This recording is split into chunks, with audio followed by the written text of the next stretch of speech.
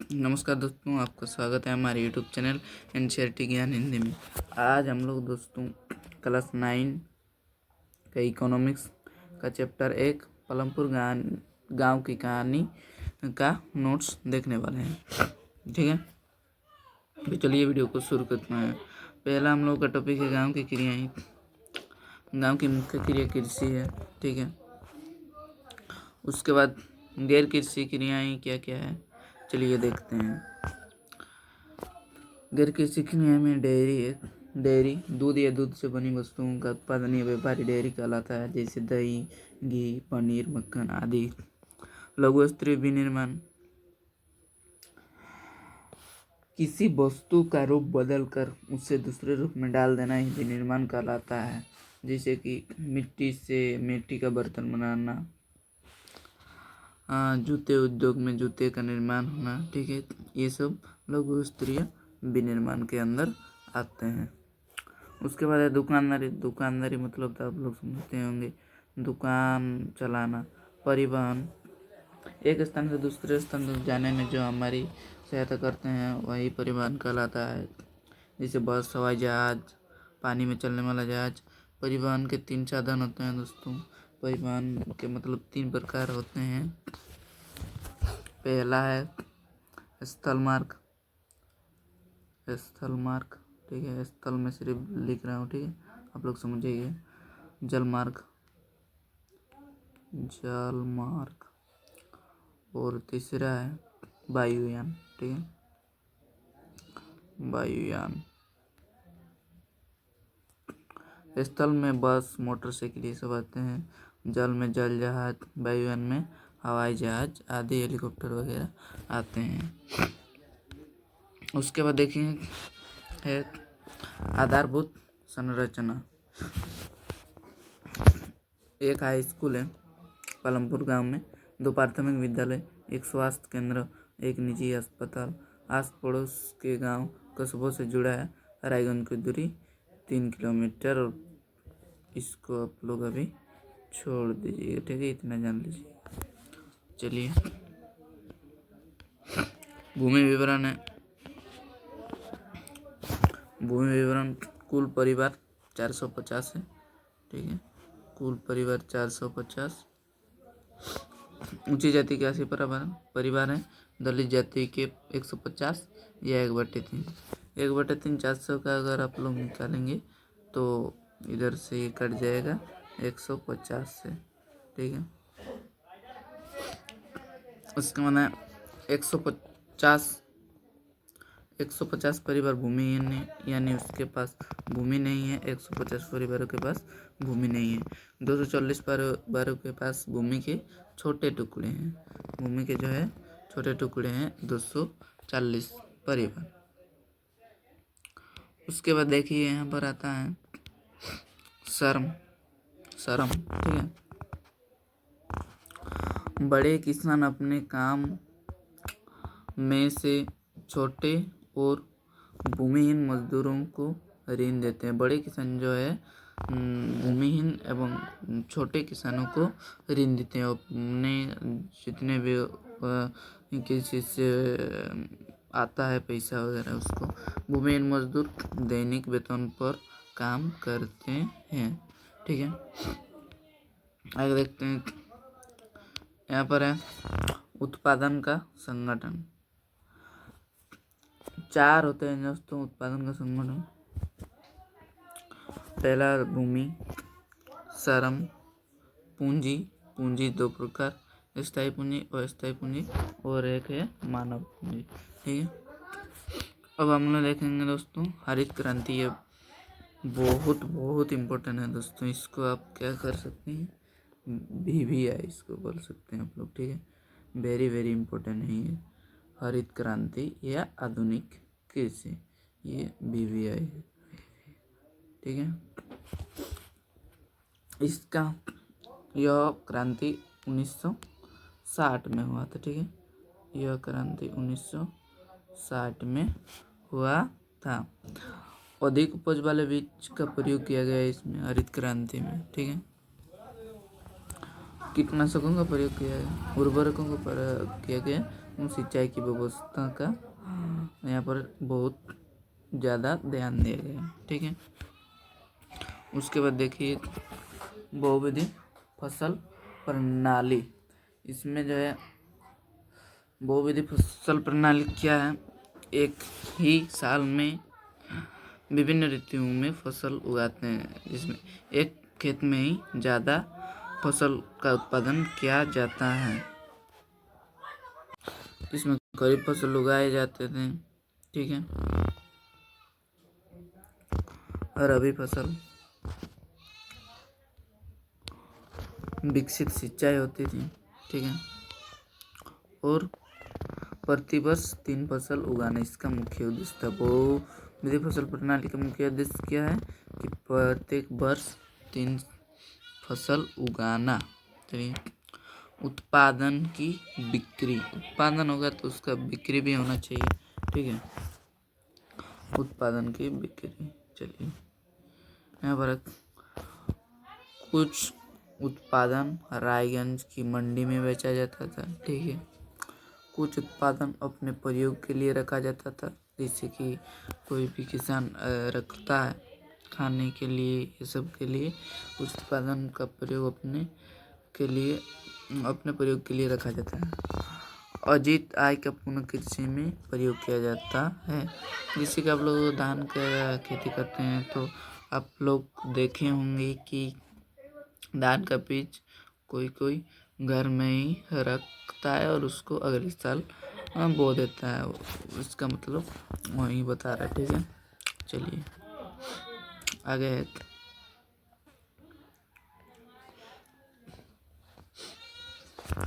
उत्पादन हेतु 4 आवश्यक चीजें। ठीक है, इसमें भूमि तथा अन्य भौतिक पूंजी, श्रम और ज्ञान एवं उद्यम। भूमि एवं अन्य में है प्राकृतिक संसाधन में जल, वन, खनिज। पूंजी 2 प्रकार, स्थायी पूंजी और कार्यशील पूंजी। स्थायी पूंजी में है औजार, मशीन, मकान। कार्यशील पूंजी में है कच्चा माल और नगद पूंजी। श्रम में है काम करने वाले। इसमें है मानव पूंजी, जान एवं उद्यम में। जमीन को मापने की इकाई हेक्टेयर है। ठीक है, और 1 हेक्टेयर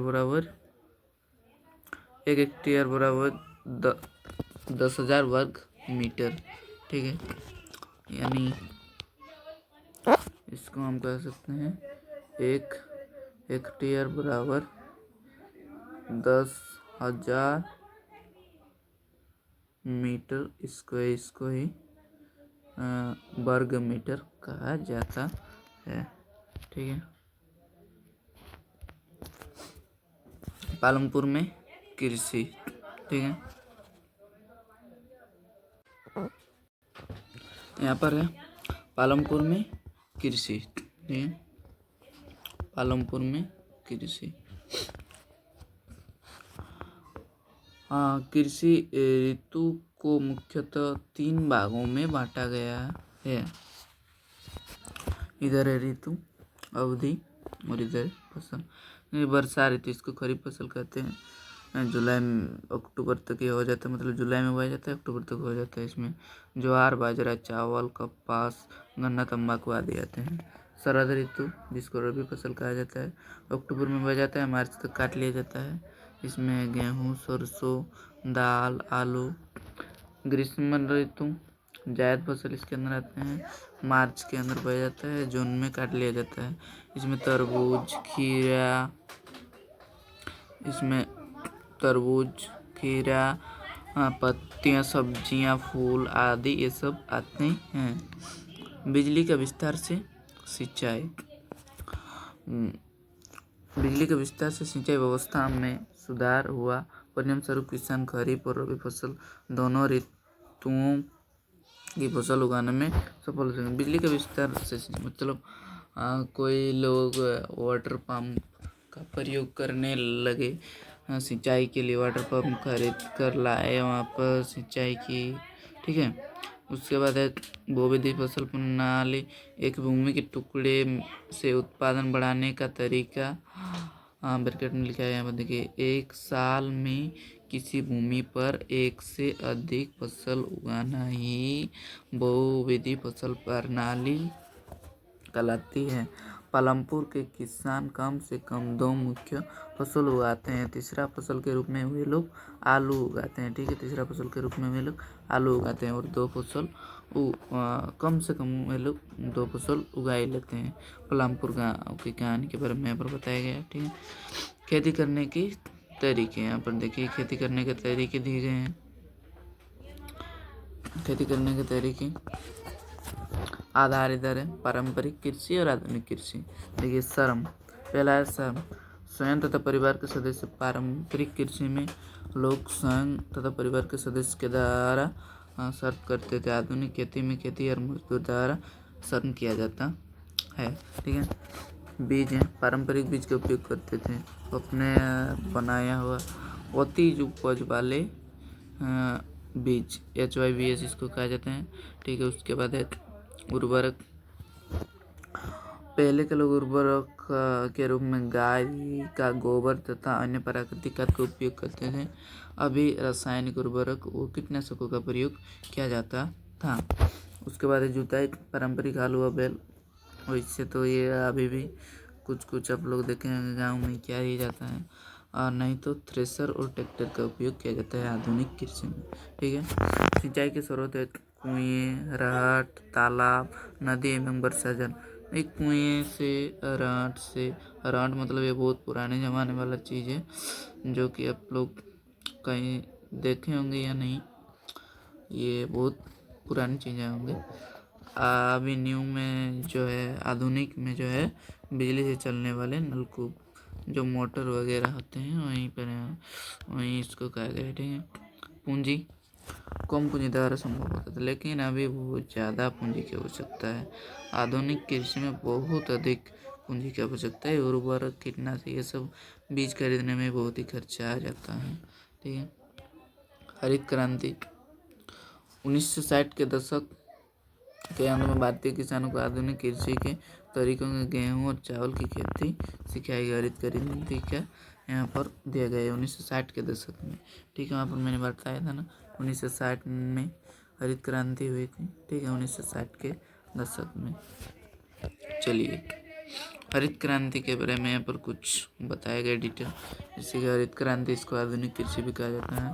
अधिक उपज वाले बीज का प्रयोग किया गया, उर्वरक, कीटनाशकों का प्रयोग किया गया, आधुनिक सिंचाई, ट्रैक्टर और मशीनों का उपयोग किया गया। ठीक है, हरित क्रांति की लाभ, हरित क्रांति के बहुत सारे लाभ है, जिसमें से मुख्य है अधिक मात्रा में उपज, विशेषकर गेहूं और चावल का उत्पादन बहुत ही ज़्यादा होने लगा। कृषि और उद्योग में सुदृढ़ संबंध, मतलब कृषि के साथ जो उद्योग था उसका संबंध बहुत अधिक हो गया, क्योंकि बहुत, अब समझ रहे हैं कि कृषि अगर ज़्यादा होगा चावल वगैरह, तो उसको उद्योग में पहुंचा कर पैकिंग करके और बाहर भी लाया जा सकता है। इसलिए यहाँ पर ये कहा गया, रोजगार में वृद्धि हो गई। ठीक है, किसानों की स्थिति में सुधार हो गया। हरित क्रांति की हानियाँ भी दिया गया है, मिट्टी की उर्वरकता कम, जिससे कि वो कीटनाशकों का उपयोग करेंगे तो ये जो है मिट्टी की उर्वरकता को कम कर देता है।